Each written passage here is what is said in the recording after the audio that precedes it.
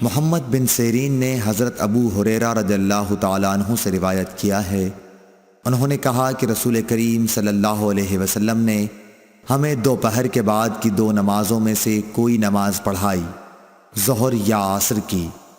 ابن سیرین نے کہا کہ حضرت ابو ہریرہ رضی اللہ تعالیٰ عنہ نے اس کا نام تو لیا تھا لیکن میں بھول گیا۔ حضرت ابو ہریرہ رضی اللہ تعالیٰ عنہ نے بتلایا کہ آپ نے ہمیں 2 رکعت نماز پڑھا کر سلام پھیر دیا۔ اس کے بعد ایک لکڑی کی لاٹھی سے جو مسجد میں رکھی ہوئی تھی، آپ صلی اللہ علیہ وسلم ٹیک لگا کر کھڑے ہو گئے۔ ایسا معلوم ہوتا تھا کہ جیسے آپ بہت ہی خفا ہوں، اور آپ نے اپنے دائیں ہاتھ کو بائیں ہاتھ پر رکھا اور ان کی انگلیوں کو ایک دوسرے میں داخل کیا، اور آپ نے اپنے دائیں رخسار مبارک کو بائیں ہاتھ کی ہتھیلی سے سہارا دیا۔ جو لوگ نماز پڑھ کر جلدی نکل جایا کرتے تھے وہ مسجد کے دروازوں سے پار ہو گئے۔ پھر لوگ کہنے لگے کہ کیا نماز کم کر دی گئی ہے؟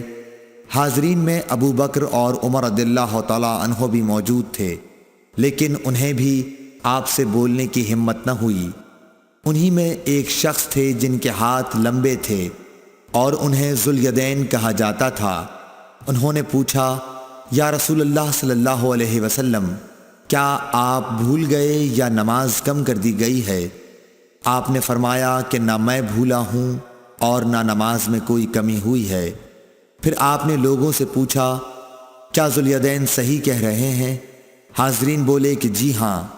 یہ سن کر آپ آگے بڑھے اور باقی رکعتیں پڑھیں، پھر سلام پھیرا، پھر تکبیر کہی اور سہو کا سجدہ کیا، معمول کے مطابق یا اس سے بھی لمبا سجدہ کیا، پھر سر اٹھایا اور تکبیر کہی، پھر تکبیر کہی اور دوسرا سجدہ کیا، معمول کے مطابق یا اس سے بھی طویل، پھر سر اٹھایا اور تکبیر کہی۔ لوگوں نے بار بار ابن سیرین سے پوچھا کہ کیا پھر سلام پھیرا؟ تو وہ جواب دیتے کہ مجھے خبر دی گئی ہے کہ عمران بن حسین کہتے تھے کہ پھر سلام پھیرا۔ صحیح بخاری حدیث نمبر 482۔ Thanks for watching.